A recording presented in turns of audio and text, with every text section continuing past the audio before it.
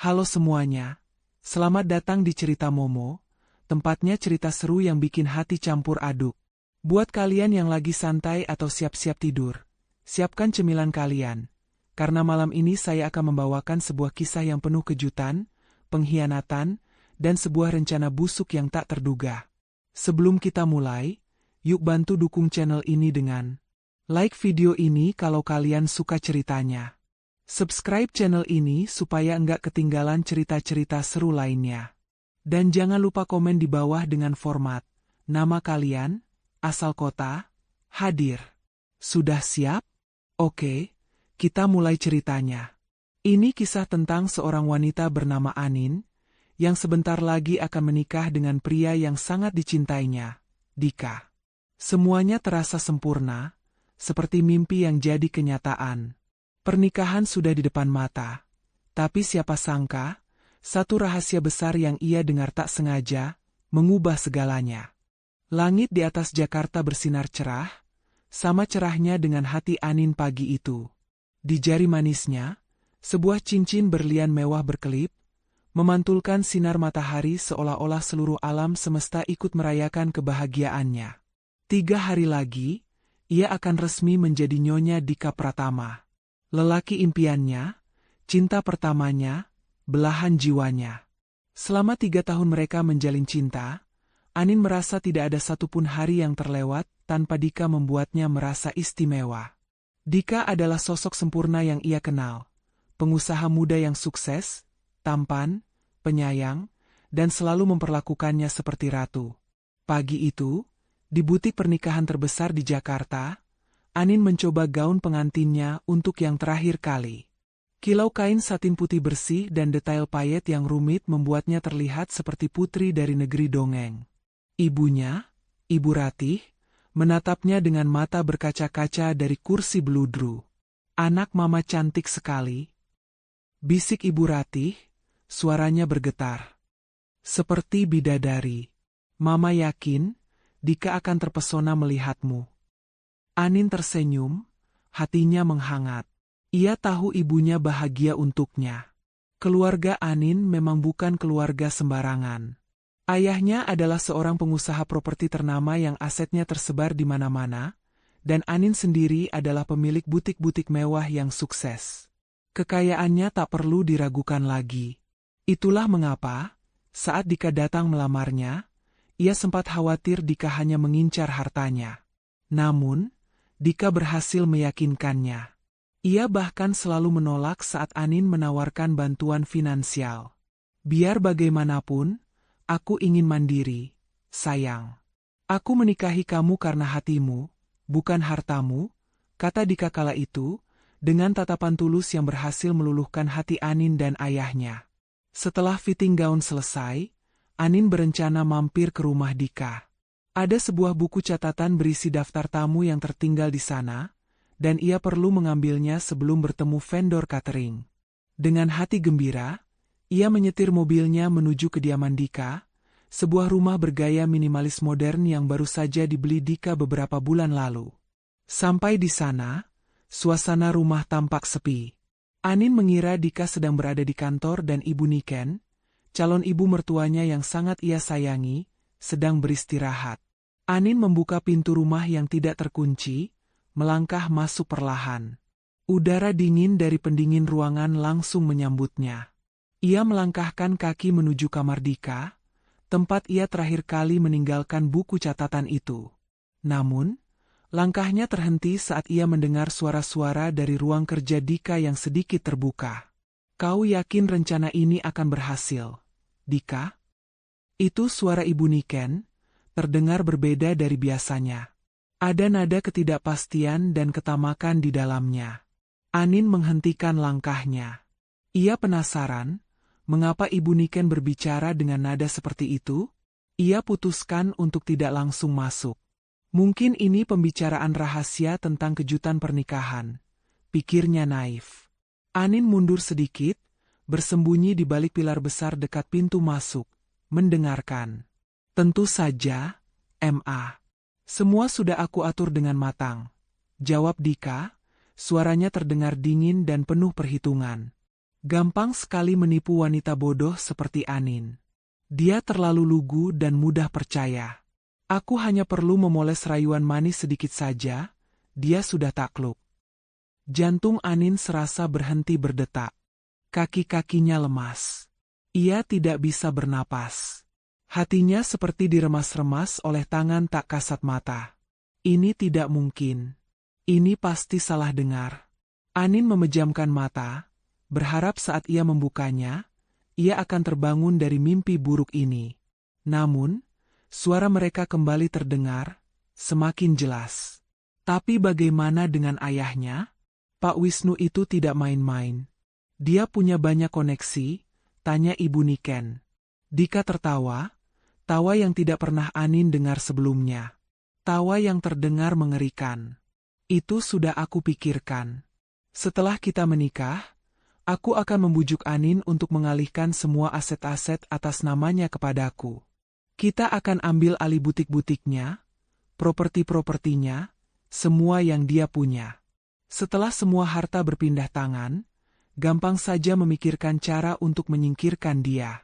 Kecelakaan, atau mungkin sakit mendadak, ayahnya tidak akan curiga. Kaki Anin gemetar hebat. Dadanya sesak.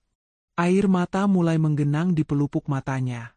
Kata-kata itu, menyingkirkan dia, menghabisinya, bergema di telinganya seperti petir yang menyambar. Ia tidak sanggup lagi mendengarnya. Tangannya gemetar hebat saat ia menutup mulutnya agar tidak ada suara isak tangis yang keluar. Lalu, apa yang akan terjadi padanya setelah itu? Ibu Niken bertanya lagi. Kita habisi dia, Ma, jawab Dika, suaranya datar, tanpa sedikit pun emosi. Aku nikahi dia, kita ambil alih semua harta dan aset mewahnya. Lalu kita habisi dia. Kalimat itu, seperti pisau tajam, menembus jantung Anin. Ia merasa dunianya hancur berkeping-keping. Pria yang akan dinikahinya, pria yang ia cintai dengan sepenuh hati, ternyata adalah seorang monster berwajah malaikat. Ibu yang ia anggap calon mertua yang baik hati, ternyata adalah serigala berbulu domba. Semua kebaikan, semua kasih sayang yang mereka tunjukkan selama ini, hanyalah sebuah sandiwara kotor yang dibuat untuk membunuhnya. Tiba-tiba, derap langkah kaki terdengar mendekat. Anin panik. Ia tidak boleh ketahuan. Dengan sisa tenaga yang ia miliki, ia berbalik dan berlari. Ia tidak peduli jika ia meninggalkan jejak atau suara. Yang ada di pikirannya saat itu hanyalah satu hal, kabur. Ia harus menyelamatkan nyawanya.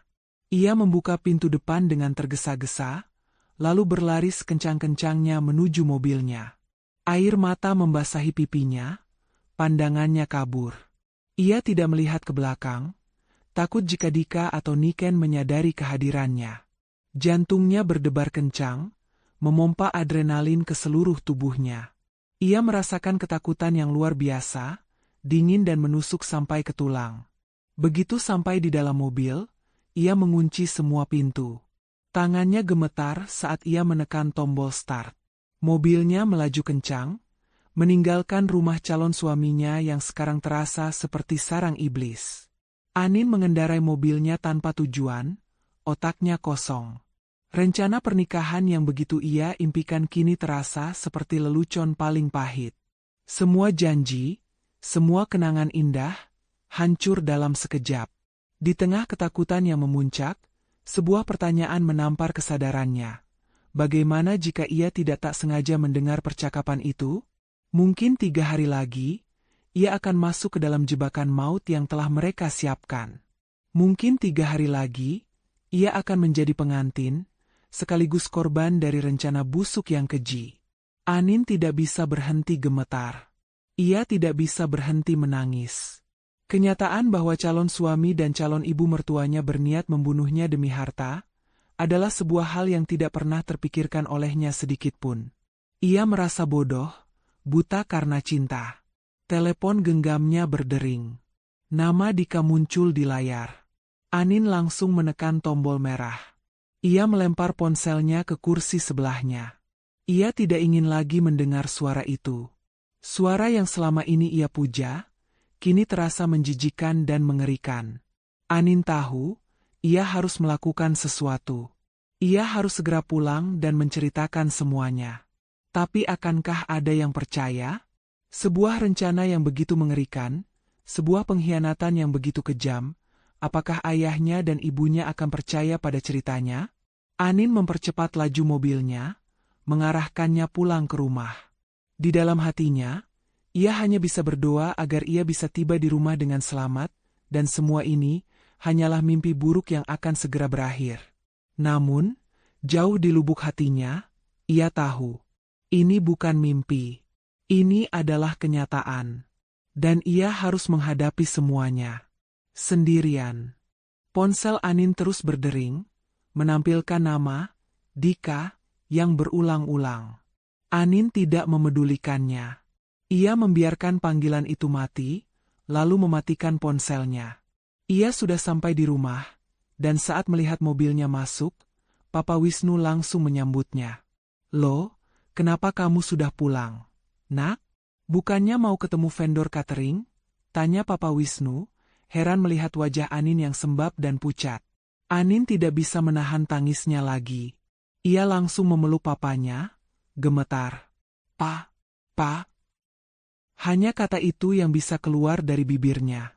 Ia terisak-isak di pelukan papanya. Ibu Ratih yang mendengar keributan langsung keluar dari rumah. "Ada apa, Nak? Kenapa kamu menangis?" Di ruang keluarga, Anin menceritakan semuanya. Dari awal ia mendengar percakapan Dika dan Niken, hingga ia melarikan diri. Anin tidak melewatkan satu detail pun. Papa Wisnu dan Ibu Ratih mendengarkan dengan seksama, wajah mereka tegang. Awalnya mereka tidak percaya. "Anin, kamu yakin tidak salah dengar? Mungkin itu hanya kesalahpahaman. Dika bukan tipe pria seperti itu," kata Papa Wisnu. "Papa, Mama," Anin dengar dengan telinga Anin sendiri. Anin dengar Dika bilang akan ambil semua harta Anin, dan habisi Anin setelah menikah. Anin berkata dengan putus asa. Ibu Ratih memeluk Anin, berusaha menenangkannya. Sudah. Mama percaya sama kamu.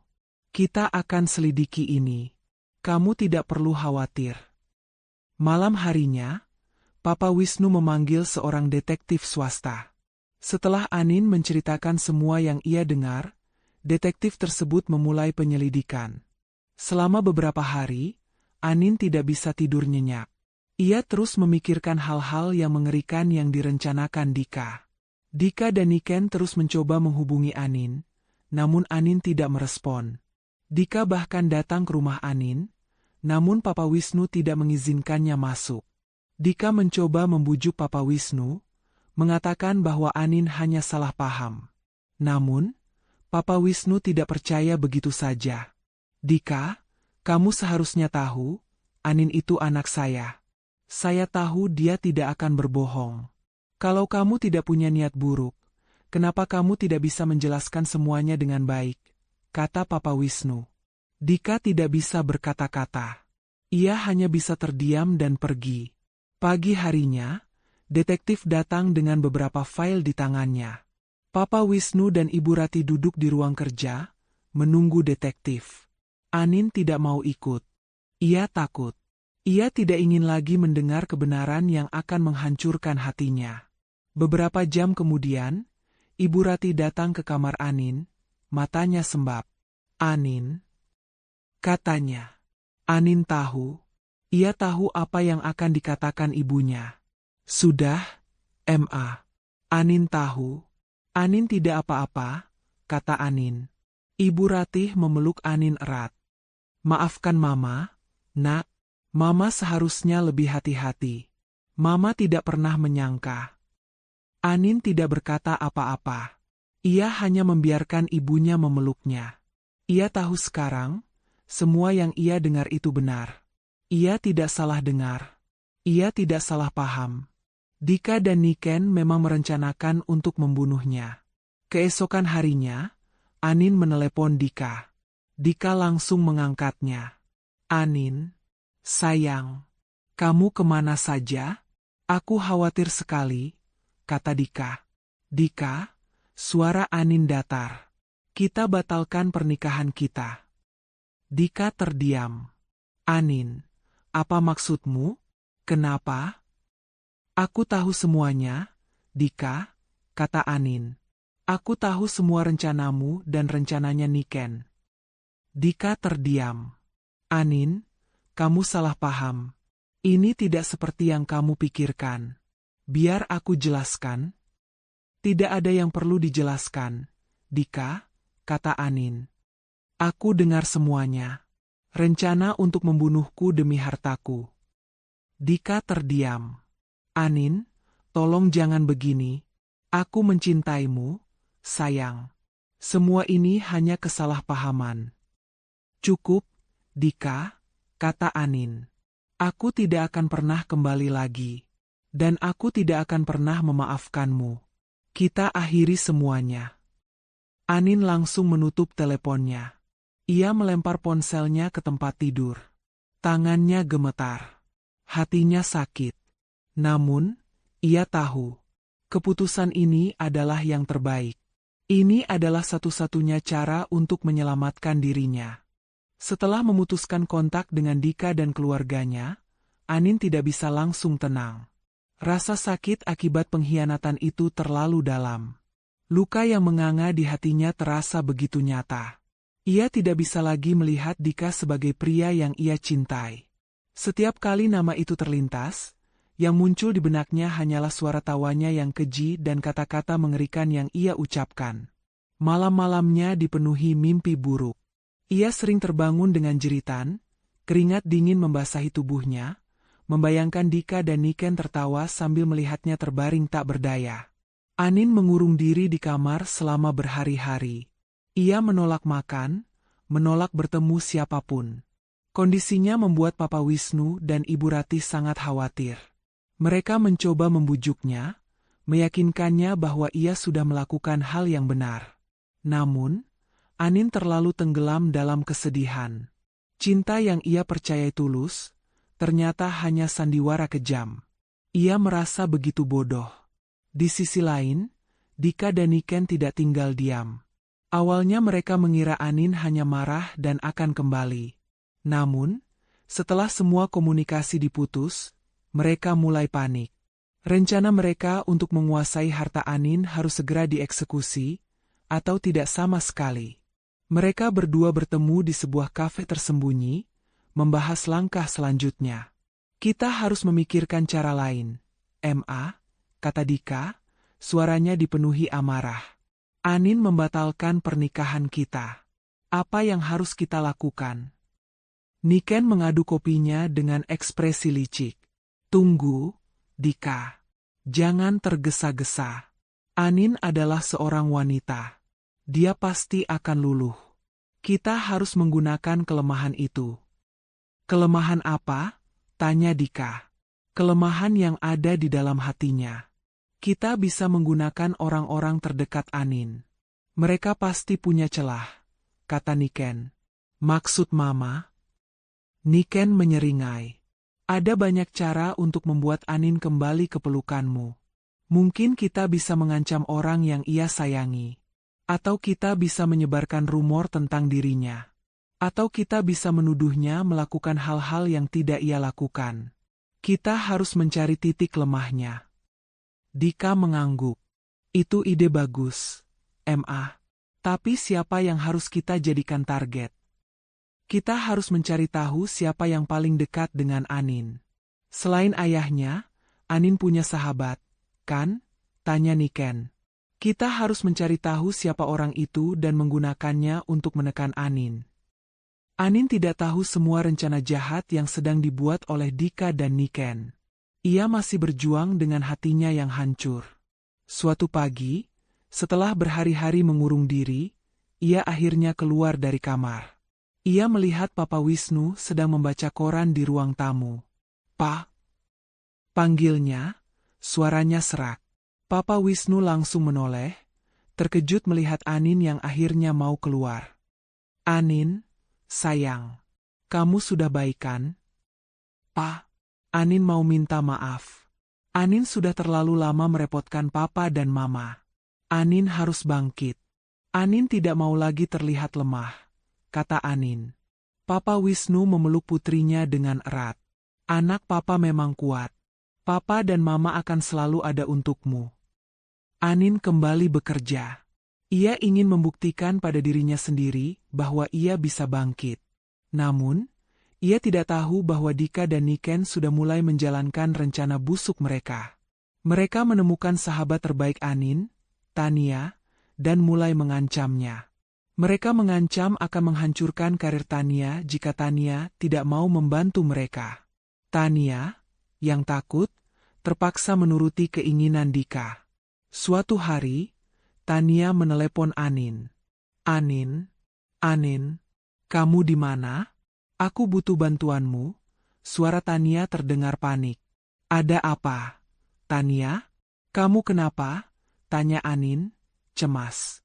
Aku kecelakaan. Aku ada di rumah sakit. Jawab Tania. Anin panik. Ia langsung menyambar kunci mobil dan pergi ke rumah sakit. Namun, setibanya di sana, Tania sudah menunggu di lobi dengan senyum aneh di wajahnya. Tania, kamu kenapa? Mana yang sakit? Tanya Anin, bingung.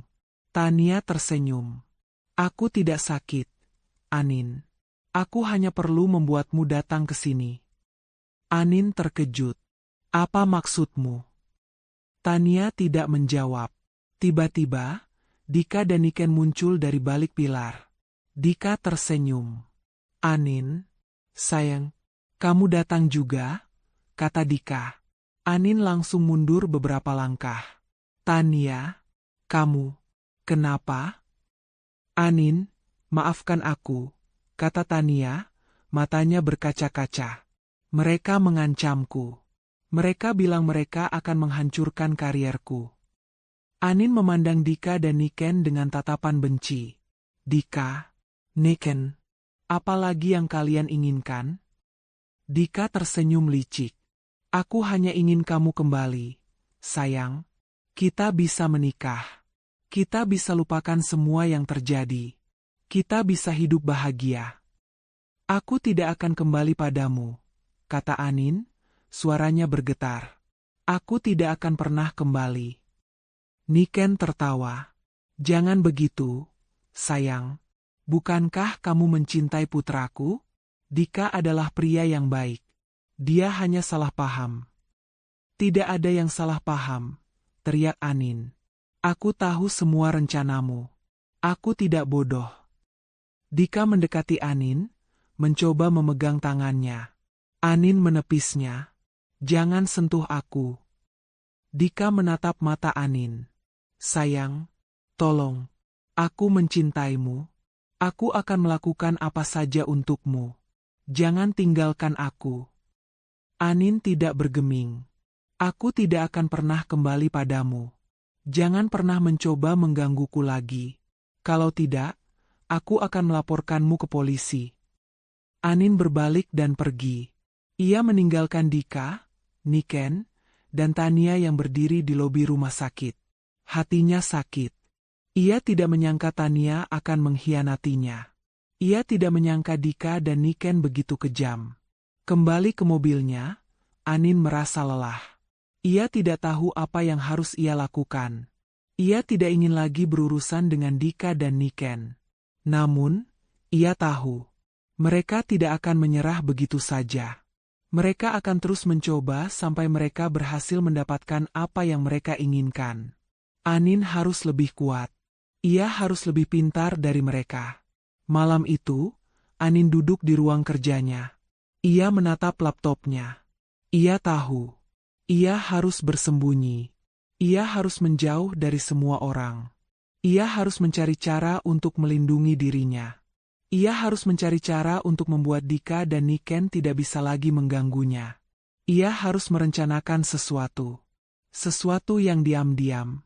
Sesuatu yang akan mengakhiri semua ini. Anin memejamkan mata. Ia membayangkan semua yang telah terjadi. Ia tidak akan membiarkan Dika dan Niken menang. Ia akan bersembunyi. Ia akan menunggu. Ia akan kembali saat ia sudah siap. Ia akan membalas dendam. Bukan dengan kekerasan, melainkan dengan kecerdasan. Ia akan membuat Dika dan Niken menyesali semua perbuatan mereka. Anin mengambil ponselnya. Ia membuka sebuah aplikasi. Ia menghubungi seorang pengacara. Ia akan membuat sebuah rencana. Rencana yang diam-diam, yang tidak akan diketahui siapapun. Rencana untuk mengakhiri semua penderitaan ini. Ia akan menjadi lebih kuat. Ia akan membuat dirinya kebal dari segala serangan. Ia akan membuat dirinya menjadi sosok yang tidak akan pernah bisa mereka sentuh. Anin tahu, perang ini belum berakhir. Ini baru permulaan. Setelah berhasil menggagalkan rencana Dika dan Niken, Anin merasa beban berat yang selama ini menekan dadanya perlahan terangkat. Ia kembali ke rumah dengan langkah ringan, sebuah senyum kemenangan terukir di bibirnya. Papa Wisnu dan Ibu Ratih yang melihat Anin kembali dengan wajah ceria, langsung memeluknya. Mereka bangga melihat putrinya berhasil menghadapi situasi sulit ini dengan begitu berani dan cerdas. "Kamu anak papa yang paling hebat," bisik Papa Wisnu, matanya berkaca-kaca. "Sekarang, tidak ada lagi yang perlu kamu takutkan, sayang. Mereka tidak akan bisa mengganggu kamu lagi," tambah Ibu Ratih. Namun, Anin tahu, perang ini belum sepenuhnya usai. Meskipun ia sudah mengambil alih aset-asetnya, Dika dan Niken adalah orang-orang yang licik dan berbahaya.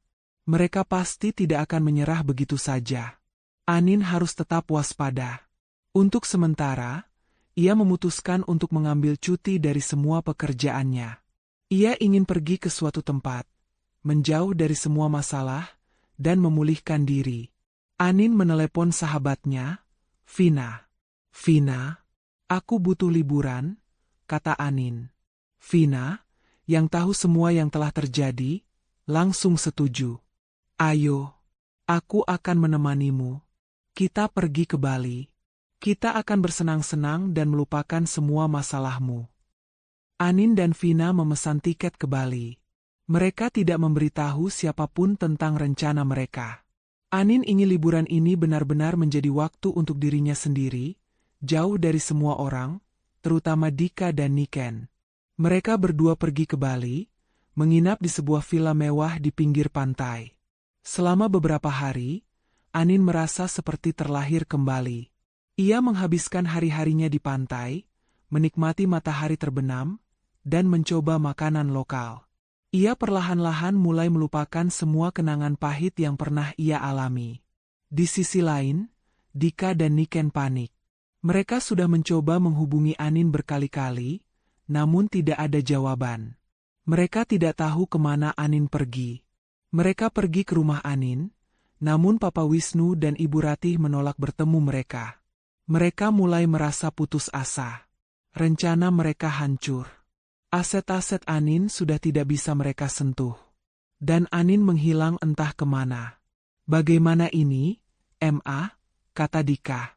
"Kita tidak bisa menemukan Anin. Kita tidak bisa mendapatkan hartanya." "Tenang, Dika," kata Niken. "Kita akan menemukan dia. Kita akan mencari tahu di mana dia bersembunyi. Dan kita akan mengambil apa yang seharusnya menjadi milik kita." Niken menghubungi seseorang yang bisa melacak keberadaan Anin. Tidak butuh waktu lama bagi orang itu untuk menemukan Anin. "Anin ada di Bali," kata orang itu. Dika dan Niken terkejut. "Bali?" "Ya. Dia menginap di sebuah villa mewah bersama temannya," kata orang itu. Dika dan Niken tersenyum licik. Mereka tahu. Mereka akan pergi ke Bali. Mereka akan menemui Anin. Dan mereka akan membuat Anin kembali pada mereka. Kali ini, mereka tidak akan gagal. Dika dan Niken memesan tiket ke Bali. Mereka tidak memberitahu siapapun tentang rencana mereka. Mereka berdua pergi ke Bali, menginap di sebuah hotel yang tidak jauh dari villa Anin. Mereka mengintai Anin dari jauh, menunggu waktu yang tepat untuk menyerangnya. Suatu sore, Anin dan Vina sedang duduk di tepi pantai, menikmati matahari terbenam. Anin merasa sangat tenang. Ia tidak lagi memikirkan Dika atau Niken. Ia hanya ingin menikmati liburannya. Kamu kelihatan jauh lebih baik, Anin, kata Vina. Aku senang kamu mau liburan. Kamu pantas mendapatkan ini. Terima kasih, Vina. Kamu sahabat terbaikku, kata Anin. Saat itu, sebuah pesan masuk di ponsel Anin. Ia membukanya, dan matanya langsung membelalak. Pesan itu dari Dika. Aku tahu kamu di mana, sayang. Sampai jumpa di Bali. Jantung Anin langsung berdegup kencang. Ia panik. Bagaimana bisa Dika tahu? Anin menunjukkan pesan itu pada Vina. Vina terkejut. Tidak mungkin, katanya. Anin dan Vina langsung kembali ke villa. Mereka mengunci semua pintu dan jendela. Anin merasa ketakutannya kembali. Ia tidak bisa lagi merasa tenang. Dika dan Niken sudah dekat. Apa yang harus kita lakukan? Tanya Vina. Kita harus segera pulang. Tidak, kata Anin. Kita tidak akan pulang. Kita tidak akan membiarkan mereka menang. Mereka ingin aku takut. Mereka ingin aku panik. Aku tidak akan membiarkan mereka melihatku lemah. Anin mengambil ponselnya. Ia menelepon Bapak Handoko. Ia menceritakan semuanya. Bapak Handoko menenangkan Anin dan menyuruhnya untuk tetap tenang. Nona Anin, jangan panik. Saya akan segera mengirimkan bantuan. Saya akan mengirimkan beberapa orang untuk melindungi Anda. Anin menghela napas lega. Ia tahu. Ia tidak sendirian. Ia punya orang-orang yang melindunginya.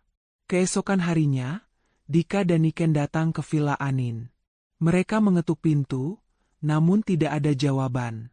Mereka mencoba mendobrak pintu, namun pintu itu terkunci dengan sangat kuat. Mereka terkejut. Mereka tidak menyangka Anin sudah mengantisipasi kedatangan mereka. Sial, teriak Dika. Dia tahu kita akan datang. Tenang, Dika, kata Niken. Mereka tidak akan bisa bersembunyi selamanya. Kita akan terus mencari mereka. Kita tidak akan menyerah sampai kita mendapatkan apa yang kita inginkan. Dika dan Niken terus mengintai villa Anin. Mereka tidak tahu bahwa Bapak Handoko sudah mengirimkan beberapa orang untuk melindungi Anin. Orang-orang itu adalah mantan anggota militer yang sangat terlatih. Mereka bersembunyi di sekitar villa, mengawasi setiap gerak-gerik Dika dan Niken. Malam harinya, Dika dan Niken mencoba masuk ke villa Anin lagi. Namun, mereka dihadang oleh orang-orang suruhan Bapak Handoko. Maaf, Anda tidak bisa masuk, kata salah seorang dari mereka. Dika terkejut. Siapa kalian? Kalian tidak punya hak untuk menghalangi kami. Kami punya hak. Kami di sini untuk melindungi Nona Anin, kata orang itu. Dika dan Niken terdiam. Wajah mereka pucat. Mereka tahu. Mereka tidak akan bisa mengalahkan orang-orang ini. Mereka berbalik dan pergi. Anin melihat dari jendela. Ia tersenyum. Ia tahu. Ia sudah menang. Ia sudah membuat Dika dan Niken putus asa. Ia sudah membuat mereka mengerti bahwa ia tidak akan pernah menyerah. Ia sudah membuat mereka tahu bahwa ia tidak akan pernah membiarkan mereka menang. Anin kembali ke kamarnya. Ia duduk di tempat tidur. Ia melihat matahari terbit. Ia merasa sangat tenang. Ia tahu. Semua masalahnya sudah selesai. Ia sudah kembali menjadi dirinya sendiri. Ia sudah kembali menjadi Anin yang kuat, yang tidak akan pernah lagi menjadi korban. Perang ini, akhirnya, dimenangkan olehnya. Dan ia tidak akan pernah membiarkan dirinya menjadi korban lagi. Ia sudah menjadi lebih kuat. Ia sudah menjadi lebih pintar. Ia sudah menjadi Anin yang baru. Anin merasa lega. Ia tahu, ia tidak akan lagi dihantui ketakutan. Ia sudah menang. Dika dan Niken pulang ke Jakarta dengan tangan kosong dan kekalahan yang menyakitkan. Rencana mereka hancur total. Anin, yang mereka anggap wanita bodoh dan mudah ditipu, ternyata jauh lebih cerdas dari yang mereka bayangkan. Kemunculan pengawal terlatih di Bali membuat mereka menyadari bahwa Anin bukan lagi target yang mudah. Mereka tidak bisa lagi mendekatinya, apalagi mengancamnya secara fisik. Di sebuah kafe di pusat kota, Dika dan Niken duduk dalam diam. Wajah mereka tegang dan frustrasi. Bagaimana ini, Ma? Semua sudah hancur, keluh Dika, membanting gelas kopinya ke meja. Aku sudah membuang banyak waktu untuk mendekati Anin. Sekarang kita tidak dapat apa-apa. Tenang, Dika. Jangan panik, kata Niken, berusaha menenangkan putranya meskipun ia sendiri dilanda kekhawatiran. Anin mungkin sudah mengalihkan asetnya, tapi itu tidak berarti dia kebal. Dia mungkin kuat di luar, tapi di dalam, dia masih wanita yang hatinya hancur. Lalu apa lagi yang harus kita lakukan? Kita tidak bisa mengambil hartanya, kata Dika, frustrasi. Niken tersenyum licik.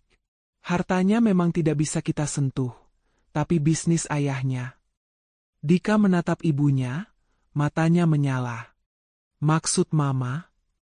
Pikirkan, Dika. Ayah Anin adalah seorang pengusaha properti. Bisnisnya pasti memiliki banyak kelemahan. Kita bisa mencari cara untuk menyerang bisnisnya. Jika kita bisa membuat perusahaan ayahnya bangkrut, Anin pasti akan panik. Dia pasti akan kembali padaku untuk meminta bantuan, kata Niken dengan nada penuh kemenangan. Dika mengangguk. Ide itu brilian. Ia bisa menggunakan kekuasaannya untuk memanipulasi bisnis Papa Wisnu. Ia bisa mencari tahu proyek-proyek Papa Wisnu yang sedang berjalan dan menyabotnya. Anin, yang masih di Bali, tidak menyadari bahwa ancaman baru sedang mengintai. Ia menghabiskan sisa liburannya dengan tenang, menikmati waktu bersama Vina. Anin merasa hidupnya sudah kembali normal. Ia tidak lagi dihantui ketakutan. Ia merasa aman. Namun, kenyamanan itu tidak berlangsung lama. Seminggu kemudian, Anin kembali ke Jakarta. Setibanya di rumah, ia melihat raut wajah Papa Wisnu yang tampak gelisah. Ada apa, Pak? Tanya Anin, khawatir. Papa Wisnu menghela napas. Anin, ada masalah di kantor. Beberapa proyek Papa mengalami penundaan. Ada beberapa investor yang tiba-tiba membatalkan kerjasama. Papa tidak tahu kenapa. Anin terkejut. Tapi kenapa, Pak? Bukannya semua proyek Papa sudah berjalan lancar? Iya, Nak. Itu yang membuat Papa bingung. Ini seperti ada yang sengaja ingin menjatuhkan Papa, kata Papa Wisnu. Anin langsung curiga. Ia tahu ini pasti ulah Dika dan Niken. Mereka tidak bisa menyentuh Anin, jadi mereka menyerang ayahnya. Anin marah. Ia tidak bisa membiarkan Dika dan Niken menghancurkan keluarganya. Pa, jangan khawatir. Aku akan membantu Papa. Kita akan mencari tahu siapa yang melakukan ini, kata Anin. Keesokan harinya, Anin pergi ke kantor ayahnya. Ia mulai menyelidiki. Anin melihat beberapa email dan dokumen yang mencurigakan. Ia menemukan bahwa ada beberapa orang di dalam perusahaan yang bekerja sama dengan pihak luar untuk menyabotase proyek-proyek ayahnya. Setelah menyelidiki lebih dalam, Anin menemukan bahwa dalang di balik semua ini adalah Dika. Anin sangat marah. Dika tidak hanya mencoba membunuhnya, ia juga mencoba menghancurkan keluarganya. Anin tidak bisa lagi berdiam diri. Ia harus bertindak. Anin menemui Papa Wisnu. Pa, aku tahu siapa yang melakukan ini, kata Anin. Papa Wisnu menatapnya. Siapa, Nak? Dika dan Niken, kata Anin. Mereka tidak bisa menyentuhku, jadi mereka menyerang Papa. Mereka ingin membuat Papa bangkrut, dan mereka ingin aku kembali pada mereka. Papa Wisnu terkejut. Tidak mungkin. Mungkin, Pak. Dika adalah orang yang sangat licik. Dia tidak akan menyerah begitu saja, kata Anin. Kita harus melakukan sesuatu. Kita tidak bisa membiarkan mereka menang. Anin dan Papa Wisnu mulai menyusun rencana. Mereka tidak ingin Dika dan Niken tahu bahwa mereka sudah tahu. Mereka ingin membuat Dika dan Niken merasa menang. Mereka ingin membiarkan mereka terus menjalankan rencana mereka, sampai mereka berhasil menjebak mereka. Papa Wisnu memutuskan untuk bertindak. Ia memanggil para pemegang saham dan investor yang bekerja sama dengan perusahaannya. Papa Wisnu menjelaskan semua yang terjadi. Dari awal Anin mendengar percakapan Dika dan Niken, sampai Dika mencoba menghancurkan perusahaannya. Para pemegang saham dan investor terkejut. Mereka tidak menyangka Dika adalah orang yang begitu jahat. Mereka setuju untuk membantu Papa Wisnu. Mereka setuju untuk berpura-pura bahwa mereka akan meninggalkan Papa Wisnu, dan membuat Papa Wisnu terlihat seperti akan bangkrut. Di sisi lain, Dika dan Niken senang. Mereka melihat berita-berita di koran dan televisi tentang perusahaan Papa Wisnu yang sedang mengalami masalah finansial. Mereka merasa menang. Mereka merasa bahwa mereka sudah selangkah lebih dekat untuk mendapatkan apa yang mereka inginkan. Lihat, Ma. Rencana kita berhasil. Sebentar lagi, Anin akan kembali pada kita, kata Dika, tertawa. Niken tersenyum. Iya, Nak, aku sudah bilang. Kita tidak bisa gagal. Namun, mereka tidak tahu bahwa mereka sedang dijebak. Mereka tidak tahu bahwa Anin dan Papa Wisnu sudah selangkah lebih maju dari mereka. Anin dan Papa Wisnu menunggu. Mereka menunggu sampai Dika dan Niken merasa bahwa mereka sudah menang. Mereka menunggu sampai Dika dan Niken melakukan kesalahan. Dan mereka tahu, kesalahan itu akan segera datang. Malam harinya, Dika menghubungi Anin. Anin, kamu sudah dengar beritanya? Kata Dika. Berita apa? Tanya Anin, berpura-pura tidak tahu. Perusahaan ayahmu, mereka sedang mengalami masalah finansial. Aku khawatir sekali. Aku ingin membantumu, kata Dika. Bantu aku, kata Anin. Kenapa kamu ingin membantuku? Karena aku mencintaimu, Anin. Aku ingin kamu kembali padaku. Aku akan membantu ayahmu. Aku akan memberinya modal untuk membangun kembali perusahaannya, kata Dika. Tentu saja kamu akan membantunya. Kamu yang membuat perusahaannya seperti itu, kata Anin. Dika terdiam. Anin, apa maksudmu? Jangan bodoh, Dika, kata Anin. Aku tahu semuanya. Aku tahu kamu yang membuat perusahaannya seperti itu. Aku tahu kamu yang menyabotase proyek-proyeknya. Aku tahu kamu yang mengancam para pemegang sahamnya. Aku tahu semuanya. Dika panik. Anin, kamu salah paham. Aku tidak. Aku tidak melakukan itu. Jangan bohong, Dika. Aku punya bukti. Aku punya semua rekaman suara dari percakapanmu dengan Niken, kata Anin. Dan aku punya bukti email dan dokumen yang menunjukkan bahwa kamu yang melakukan semua ini. Aku akan menyerahkan semua bukti ini ke polisi. Dika terdiam. Anin, jangan lakukan itu. Kita bisa bicara. Kita bisa menyelesaikannya dengan baik-baik. Tidak ada yang perlu diselesaikan, kata Anin. Kamu sudah kalah. Rencana kamu gagal. Dan kamu akan mendapatkan ganjaran atas semua perbuatanmu. Anin langsung menutup teleponnya. Ia merasa lega. Ia tahu. Perang ini sudah berakhir. Ia sudah menang. Ia sudah membuat Dika dan Niken sadar bahwa mereka tidak bisa lagi mengganggunya. Ia sudah membuat mereka sadar bahwa ia bukan lagi wanita yang bisa mereka manfaatkan. Ia sudah menjadi Anin yang baru. Anin yang kuat, yang tidak akan pernah menjadi korban. Setelah Anin menutup telepon, Dika dan Niken dilanda kepanikan yang luar biasa. Mereka tidak menyangka Anin akan tahu semua rencana mereka, apalagi memiliki bukti. Selama ini, mereka terlalu yakin bahwa Anin adalah wanita yang bodoh dan buta karena cinta. Kini, kenyataan menampar mereka dengan sangat keras. Semua rencana busuk yang sudah mereka susun rapi selama berbulan-bulan hancur tak bersisa. Di apartemen Dika yang mewah, suasana mencekam. Niken terus mondar-mandir, napasnya tersengal. Tidak mungkin, Dika. Bagaimana bisa dia tahu? Bagaimana dia bisa punya bukti? Dika membanting vas bunga yang ada di meja, pecah berhamburan. Amarah dan rasa takut bercampur aduk di dalam dirinya. Aku tidak tahu, Ma. Kita terlalu meremehkannya. Dia bilang punya rekaman, Dika. Rekaman saat kita bicara di ruang kerjamu.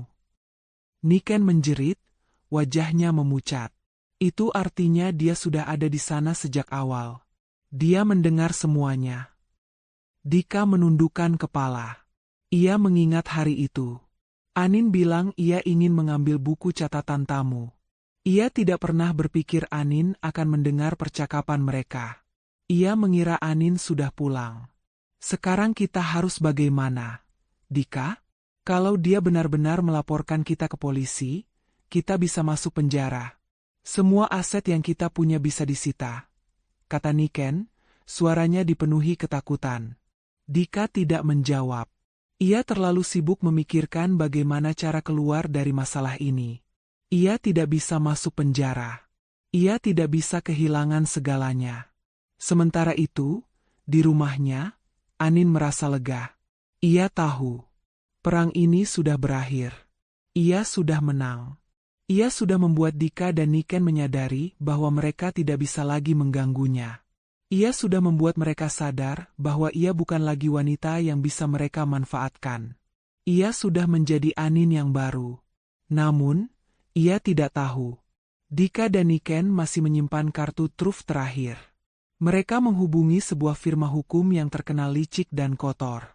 Mereka meminta bantuan dari firma tersebut untuk mencari celah hukum dan membalikkan keadaan. Mereka berencana untuk menuduh Anin melakukan penipuan dan pemalsuan dokumen. Di sisi lain, kehidupan Anin mulai membaik. Ia kembali bekerja, mengurus butik-butik mewahnya. Ia juga menghabiskan lebih banyak waktu dengan keluarganya. Ia merasa sangat bahagia. Ia tidak lagi dihantui ketakutan. Ia merasa aman. Suatu sore, saat Anin sedang berada di butiknya, ia menerima sebuah panggilan telepon. Anin, ada masalah di rumah. Mama pingsan. Suara Papa Wisnu terdengar panik. Jantung Anin langsung berdegup kencang. Mama kenapa? Pak, apa yang terjadi? Mama terlalu stres. Nak. Dokter bilang Mama mengalami kelelahan yang luar biasa. Mama harus beristirahat total. Papa khawatir. Suara Papa Wisnu terdengar sangat sedih. Anin langsung menutup teleponnya. Ia memanggil taksi dan pergi ke rumah sakit. Sesampainya di sana, ia melihat Papa Wisnu duduk di kursi tunggu. Wajahnya pucat. Anin memeluk ayahnya. Papa, Mama akan baik-baik saja, kan? Tentu, Nak. Dokter bilang Mama hanya butuh istirahat. Tapi, ada hal lain yang Papa khawatirkan, kata Papa Wisnu. Anin menatapnya. Apa itu, Pak? Sore tadi, Papa menerima surat dari sebuah firma hukum. Mereka menuduh kita melakukan penipuan. Mereka bilang, mereka punya bukti bahwa kita memalsukan dokumen untuk mengalihkan aset-asetmu. Mereka bilang mereka akan membawa kasus ini ke pengadilan, kata Papa Wisnu. Anin terkejut. Tidak mungkin. Itu fitnah, Pak. Mereka tidak punya bukti apa-apa. Mereka bilang punya. Mereka bilang, mereka punya saksi mata. Mereka bilang mereka punya dokumen yang menunjukkan bahwa kamu mengalihkan aset-asetmu secara ilegal, kata Papa Wisnu. Anin tahu. Ini pasti ulah Dika dan Niken. Mereka tidak bisa membalas dendam secara langsung, jadi mereka menggunakan cara lain. Anin merasa sangat marah. Dika dan Niken tidak hanya mencoba membunuhnya, mereka juga mencoba menghancurkan keluarganya. Pak, jangan khawatir. Kita akan menghadapi ini. Kita akan melawan mereka. Mereka tidak akan bisa memenangkan kasus ini, kata Anin. Keesokan harinya, Anin bertemu dengan Bapak Handoko. Ia menceritakan semua yang terjadi. Bapak Handoko mendengarkan dengan seksama. Nona Anin, kita harus berhati-hati. Firma hukum ini terkenal kotor. Mereka tidak akan segan-segan melakukan apapun untuk menang. Tapi kita punya bukti, kan? Ya, Pak. Saya punya semua rekaman suara dari percakapan Dika dan Niken. Saya juga punya semua dokumen yang menunjukkan bahwa saya mengalihkan aset-aset saya secara legal, kata Anin. Bagus, kata Bapak Handoko. Kita akan menggunakan semua bukti itu di pengadilan. Kita akan menunjukkan pada mereka bahwa kita tidak takut. Kita akan menunjukkan pada mereka bahwa keadilan akan menang. Namun, Anin tidak tahu. Dika dan Niken sudah memikirkan langkah selanjutnya. Mereka tahu Anin tidak akan bisa melawan mereka di pengadilan. Mereka punya lebih banyak uang, lebih banyak koneksi, dan lebih banyak kekuatan. Mereka akan menggunakan semua itu untuk menjatuhkan Anin. Dika menghubungi seorang wartawan terkenal. Aku punya berita besar untukmu. Tentang seorang wanita muda yang mencoba menipu keluarganya sendiri, kata Dika. Wartawan itu tertarik. Siapa dia? Anin. Anak dari pengusaha Wisnu Pratama. Dia mencoba mencuri aset-aset ayahnya. Aku punya bukti-bukti rekaman dan dokumen yang menunjukkan bahwa dia adalah penipu, kata Dika. Baik. Aku akan meliputnya, kata wartawan itu. Keesokan harinya, Anin terkejut melihat berita di koran dan televisi. Anin, pewaris tahta properti, diduga penipu, demikian judulnya. Berita itu berisi semua tuduhan Dika dan Niken. Anin merasa dunianya hancur lagi. Reputasinya hancur. Bisnisnya terancam. Ia tidak bisa melakukan apa-apa. Di tengah keputusasaan itu, Anin menerima panggilan darurat dari Bapak Handoko. Nona Anin, kita harus segera bertemu. Ada hal penting yang harus kita bicarakan. Ini tentang kasus Anda. Anin pergi ke kantor Bapak Handoko. Ia duduk di sana, wajahnya pucat. Ada apa, Pak? Bapak Handoko menghela napas. Nona Anin, ada masalah. Dika dan Niken sudah selangkah lebih maju dari kita. Mereka punya bukti palsu yang sangat kuat. Mereka punya saksi-saksi palsu yang sangat meyakinkan. Mereka bahkan sudah memanipulasi beberapa hakim dan jaksa. Kita tidak akan bisa menang. Anin terdiam. Air mata mulai mengalir di pipinya. Jadi, aku akan kalah, Pak? Aku akan masuk penjara? Tidak, Nona Anin. Belum, kata Bapak Handoko. Kita punya satu-satunya kesempatan. Tapi, ini sangat berisiko. Kita harus bertemu dengan Dika dan Niken. Kita harus bernegosiasi dengan mereka. Kita harus mencoba untuk menyelesaikan masalah ini di luar pengadilan. Ini satu-satunya cara untuk menyelamatkan diri Anda. Anin terdiam. Bertemu Dika dan Niken lagi? Anin tidak tahu apakah ia bisa melakukannya. Tapi, ia juga tidak bisa membiarkan dirinya masuk penjara. Ia harus melakukannya. Ia harus menghadapi Dika dan Niken untuk yang terakhir kalinya. Baik, Pak. Atur pertemuan itu. Aku akan datang, kata Anin. Suaranya bergetar. Malam harinya, Anin tidak bisa tidur. Ia memikirkan pertemuan itu. Ia memikirkan Dika dan Niken. Ia memikirkan semua yang telah mereka lakukan padanya. Ia merasa sangat lelah. Ia ingin semua ini berakhir. Ia ingin hidupnya kembali normal. Ia ingin kembali menjadi Anin yang bahagia. Ia tahu, pertemuan ini adalah kesempatan terakhirnya. Ia harus melakukan yang terbaik. Ia harus kuat. Ia harus berani. Ia harus menghadapi Dika dan Niken untuk yang terakhir kalinya.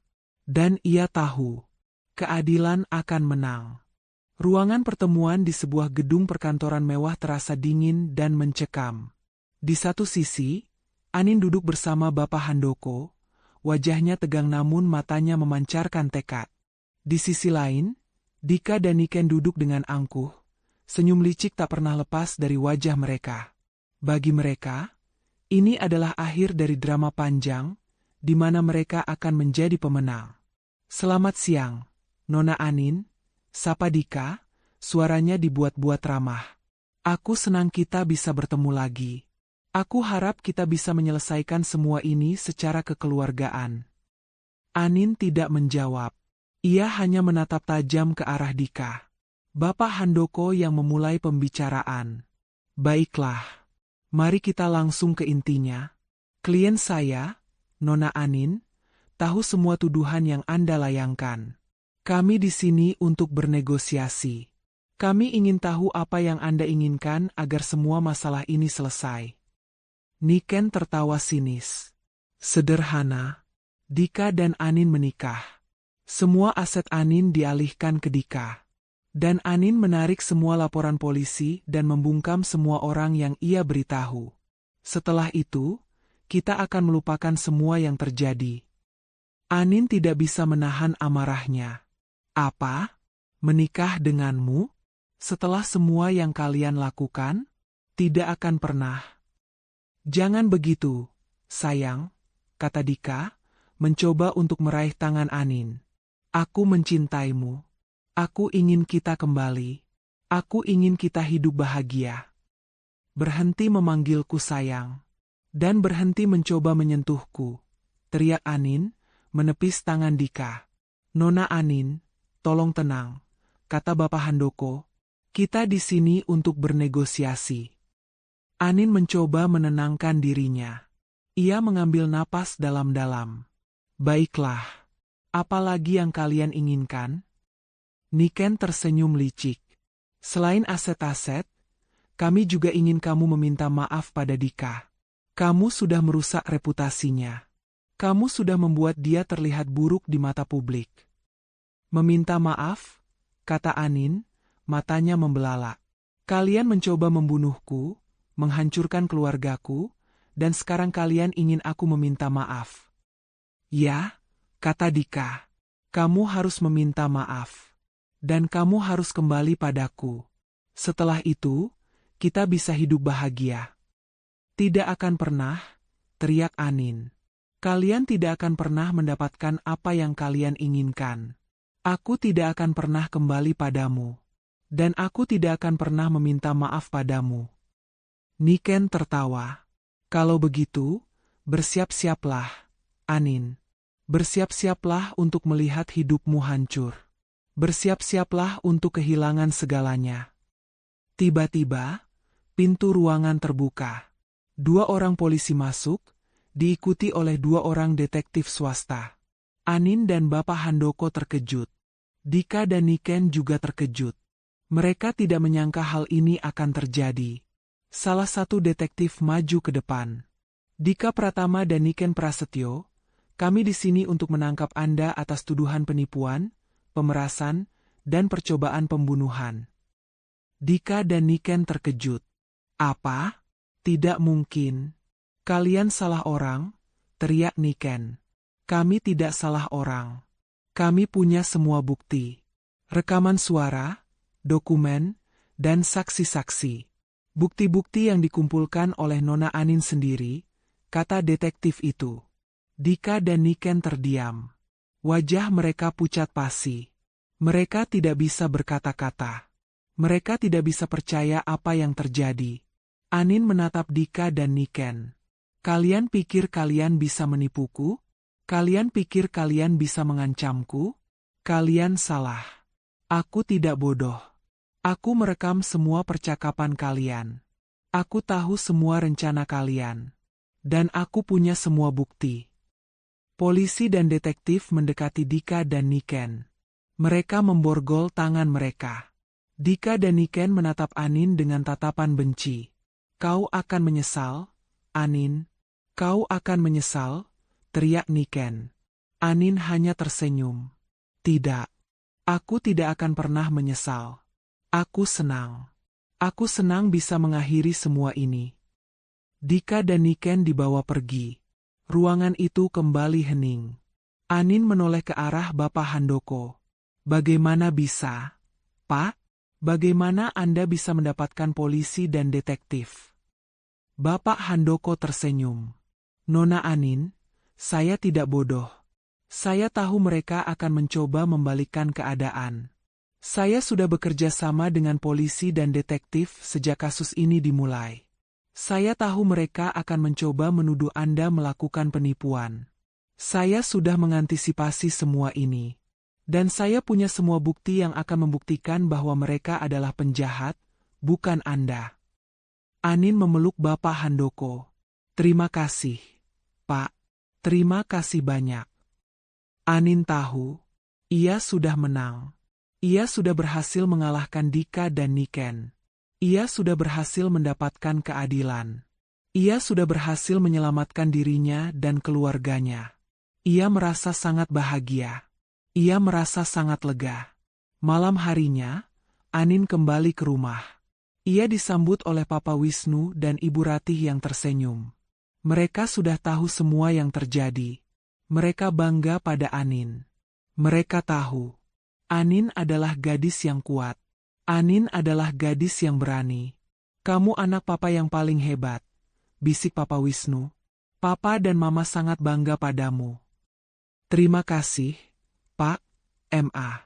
Terima kasih sudah selalu mendukung Anin, kata Anin, air mata bahagia mengalir di pipinya. Anin tahu, perjalanan ini memang sulit. Ia harus menghadapi pengkhianatan, ancaman, dan ketakutan. Tapi, ia berhasil melewatinya. Ia berhasil mengalahkan kejahatan. Ia berhasil memenangkan pertempuran. Dan ia tahu, ia tidak akan pernah lagi menjadi korban. Ia sudah menjadi Anin yang baru. Anin yang kuat, yang tidak akan pernah menyerah pada kesulitan. Anin yang berani, yang tidak akan pernah takut pada tantangan. Anin yang bahagia, yang tidak akan pernah lagi merasa kesepian. Malam itu, Anin tidur nyenyak. Ia tidak lagi bermimpi buruk. Ia hanya bermimpi indah. Ia bermimpi tentang masa depan yang cerah. Ia bermimpi tentang hidup yang bahagia. Ia tahu, semua ini adalah akhir dari drama panjang. Dan ia tahu, ia akan memulai hidup yang baru. Hidup yang penuh kebahagiaan. Hidup yang penuh cinta. Hidup yang penuh kedamaian. Dinding dingin sel penjara terasa seperti cermin yang memantulkan semua dosa dan penyesalan Dika dan Niken. Kegelapan dan kesunyian yang mencekam adalah hukuman awal atas semua perbuatan keji mereka. Di dalam sel yang terpisah, pikiran mereka dipenuhi dengan kenangan pahit dan pertanyaan yang tak terjawab. Mengapa mereka melakukan semua itu? Mengapa mereka membiarkan ketamakan menguasai mereka? Niken, yang selama ini dikenal sebagai wanita sosialita yang anggun dan berkuasa, kini hanya seorang narapidana. Ia tidak bisa lagi memakai perhiasan mahal atau gaun-gaun mewah. Yang ada hanyalah seragam penjara yang kasar dan dingin. Ia menangis, meratap, menyesali semua perbuatannya. Ia memikirkan putranya, Dika, yang juga harus mendekam di sel sebelah. Ia tidak bisa melihatnya, tidak bisa berbicara dengannya. Ia merasa sangat bersalah.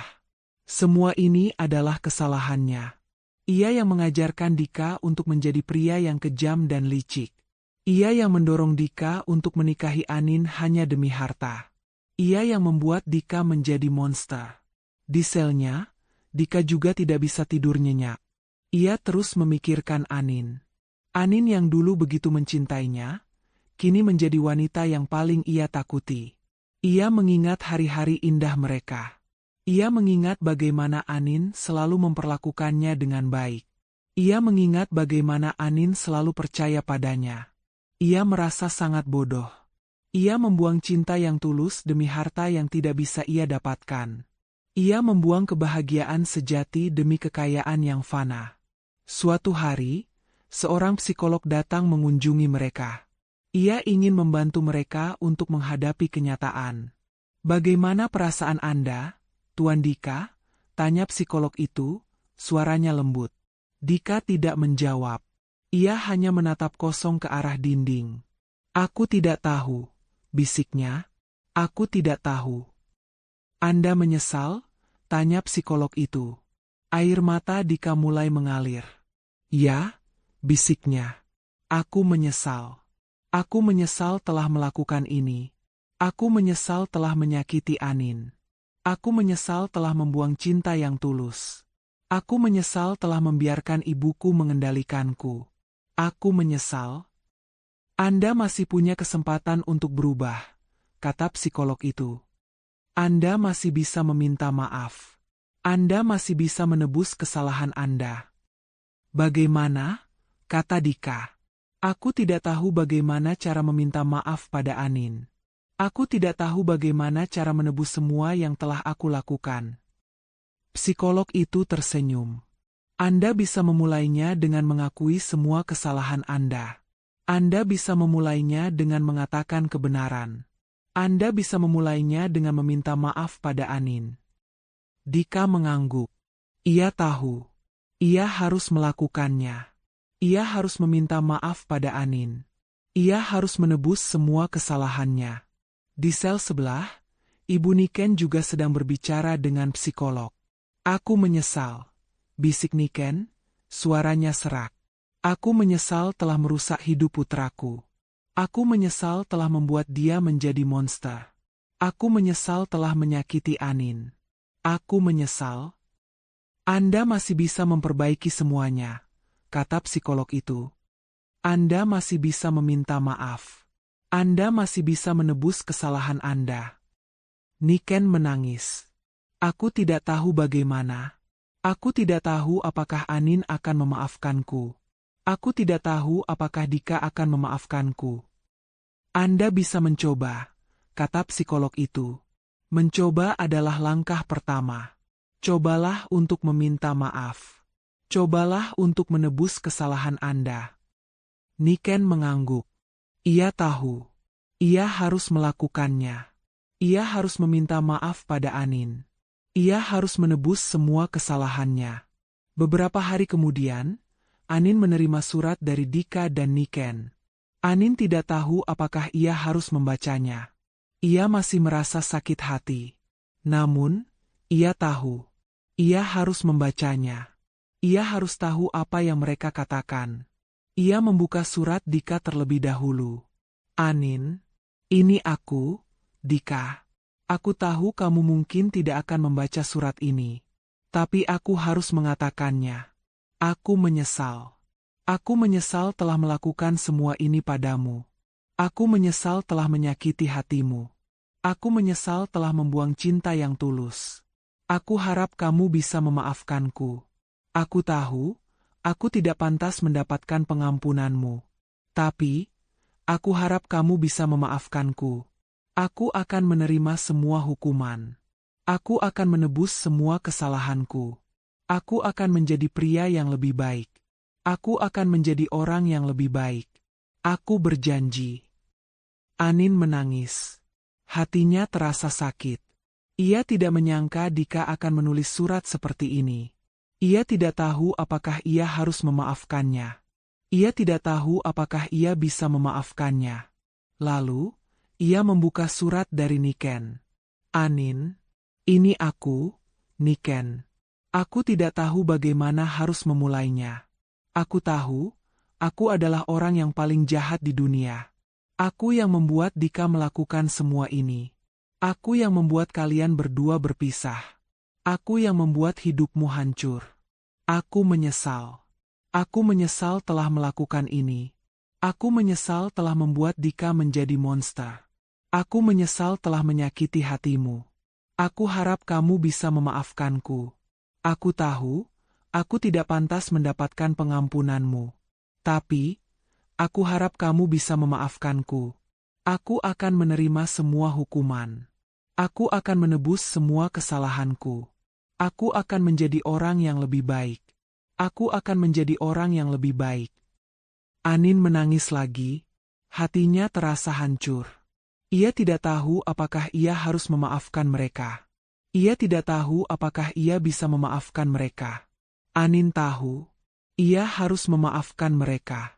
Bukan karena mereka pantas mendapatkannya, tetapi karena ia pantas mendapatkan kedamaian. Ia tidak ingin lagi hidup dengan kebencian di hatinya. Ia ingin melanjutkan hidupnya.